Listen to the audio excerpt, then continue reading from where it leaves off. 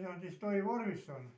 Tunnustame ja täname teid vabadusse ja relvarahu 106. aastapäeval vabadusse ideaalidel hoidmisel ning tulemusliku koostöö ja väärika panuse eest meie ühenduse tegevusse.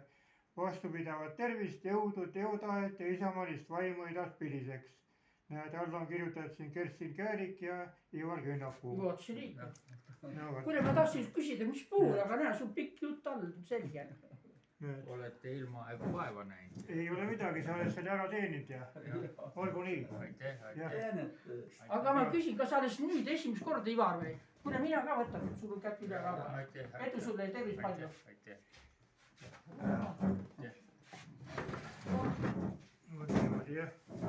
Aga seda sa jätad siia või koju paned kuskil kummuti lähedale? Sinne saab sinna ka panna. Sobib igale poole. Laua peale või igale poole sobib. Pika kõrval ka sobib. Uus põlvkond on Pratsis ja tänast ilutseb. Õige mõte.